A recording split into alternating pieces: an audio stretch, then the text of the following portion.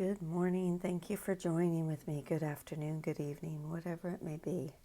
We are in Ken Wapnick's journey through the text of A Course in Miracles. This is chapter 2, The Separation and the Atonement.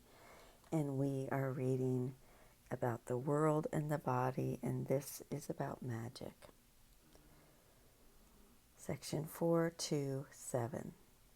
Physical illness represents a belief in magic.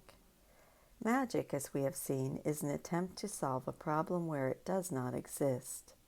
Physical illness is the ego's way of trying to solve the problem of the mind's guilt by shifting it to the body. This is at the heart of the important lesson in the workbook. Sickness is a defense against the truth.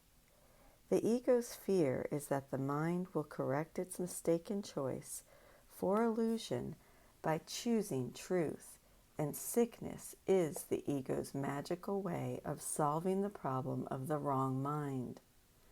Once the ego convinces us that the mind is the problem, it makes up a body and then causes its sickness to distract us from where the problem really is. When our bodies are ill or out of sorts, the mind is the last thing we ever think of, let alone want to change. We want only to alleviate the physical or psychological symptoms. Only the mind can create because spirit has already been created, and the body is a learning device for the mind.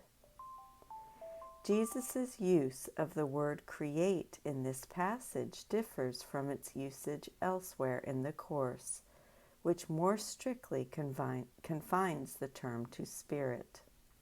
His point here is that the body does not do anything, only the mind does. This makes the body a learning device for the mind. In the wrong mind, the body is learning that the separation from God is real, and we are not responsible for it. And as we teach this to ourselves, we teach it to everyone else as well. In the right mind, the body is a classroom in which we learn that the problem we experience in our bodies or those of special relationships is not there at all. Rather, it is a projection of problems we made real in the mind. As we are taught throughout A Course in Miracles, the body is neutral, serving either the purpose of the ego or Holy Spirit. See, for example, Workbook Part 2, 294. My body is a wholly neutral thing. Again, from the text. I'm not reading where I'm reading this from because if you're reading along with me, you'll see it. Learning devices are not lessons in themselves. Their purpose is merely to facilitate learning. The worst a faulty use of a learning device can do is fail to facilitate learning. It has no power in itself to introduce actual learning errors. The body, if properly understood, shares the invulnerability of the atonement to two-edged application. This is not because the body is a miracle, but because it is not inherently open to misinterpretation. The body does not learn. All it does is provide an instrument for us through which our minds can learn. This is the first clear statement of this theme. The body simply does what the mind tells it to do, which is at the core of the Course's message and will reoccur throughout our symphony. Without an understanding of this principle, one could never understand the meaning of forgiveness, and certainly could not practice.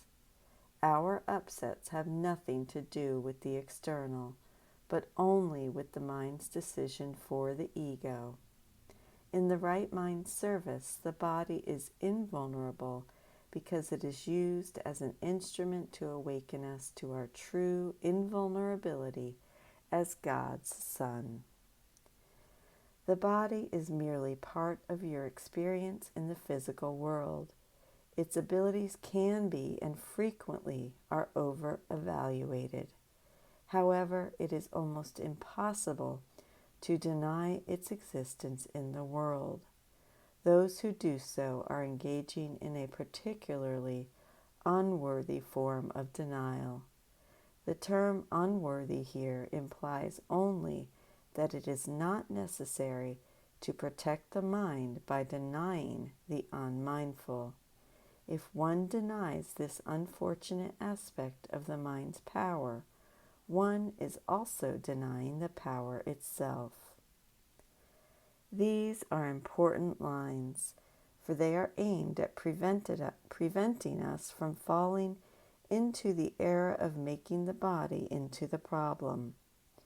We are prone to believe that if the body is an illusion, becoming involved with it is sinful and wrong.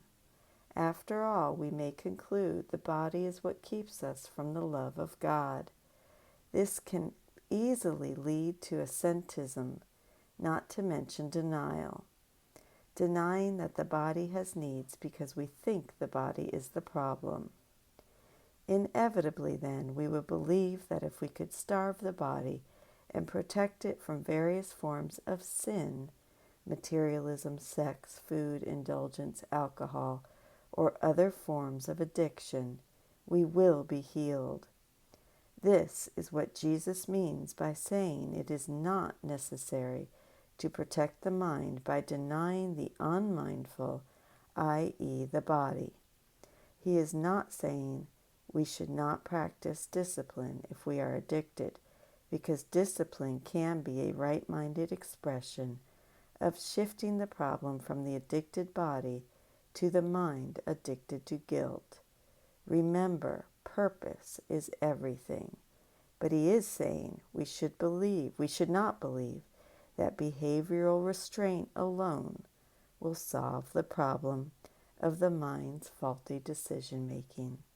I'm going to go ahead and pause there today, and we will pick this up tomorrow. I thank you so much for joining with me, and I will see you then. I apologize, I'm very hoarse, so sorry about the hoarseness in my reading. My voice will return to normal, I hope. And I will see you tomorrow. Have a great day. I love you.